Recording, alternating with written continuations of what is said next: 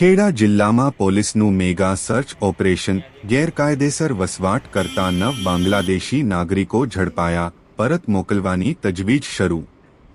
જિલ્લાના વિવિધ વિસ્તારોમાં 60થી વધુ શકમંદોની સઘન પૂછપરછ બાદ સ્થાનિક પોલીસ અને એસઓજીની ટીમને મળી મોટી સફળતા.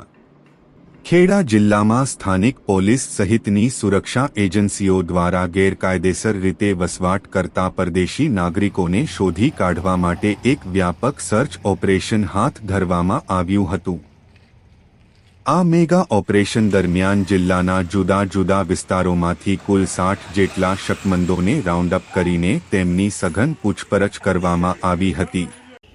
આ તપાસ દરમિયાન જિલ્લામાંથી કુલ 9 બાંગ્લાદેશી નાગરિકો ગેરકાયદેસર રીતે રહેતા હોવાનું સપાટી પર આવ્યું છે, જે તમામ સામે કાયદેસરની કાર્યવાહી હાથ ધરીને તેમને પોતાના દેશ પરત મોકલવાની પ્રક્રિયા શરૂ કરવામાં આવી છે.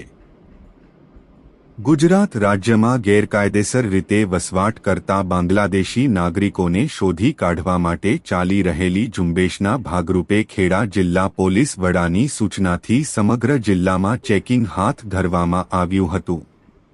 પોલીસની અલગ અલગ ટીમોએ જિલ્લાના વિવિધ વિસ્તારોમાં આકસ્મિક તપાસ શરૂ કરીને શંકાસ્પદ હિલચાલ ધરાવતા લોકોની અટકાયત કરી હતી. આ ઓપરેશનમાં ખાસ કરીને મજૂરી કામ કરતા અથવા તો હંગામી ધોરણે રહેતા લોકોના ઓળખકાર્ડ અને રહેઠાણના પુરાવાઓની ઝીણવટભરી ચકાસણી કરવામાં આવી હતી.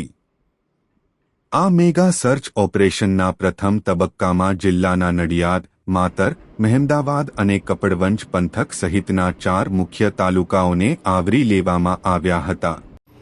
પોલીસે આ વિસ્તારોમાં બાતમીદારો અને સ્થાનિક નેટવર્કના આધારે દરોડા પાડીને 60થી વધુ લોકોની અટકાયત કરી હતી. આ તમામ શકમંદો પાસે ભારતીય નાગરિકત્વ હોવાના આધારભૂત પુરાવાઓ માંગવામાં આવ્યા હતા, જે અંતર્ગત હજુ પણ 13 જેટલા શંકાસ્પદ લોકો સામે તપાસની કાર્યવાહી ચાલુ રાખવામાં આવી હોવાનું પોલીસ સૂત્રો તરફથી જાણવા મળ્યું છે.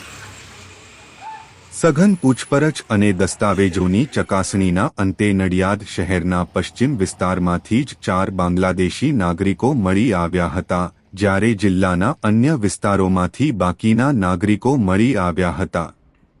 પકડાયેલા કુલ 9 બાંગ્લાદેશી નાગરિકોમાં 3 પુરુષ, 5 મહિલા અને 1 બાળકનો સમાવેશ થાય છે. આ તમામ લોકો કોઈપણ કાયદેસરના વિઝા કે પાસપોર્ટ વિના સ્થાનિક વિસ્તારમાં આશ્રય મેળવીને રહેતા હોવાનું તપાસમાં બહાર આવ્યું છે.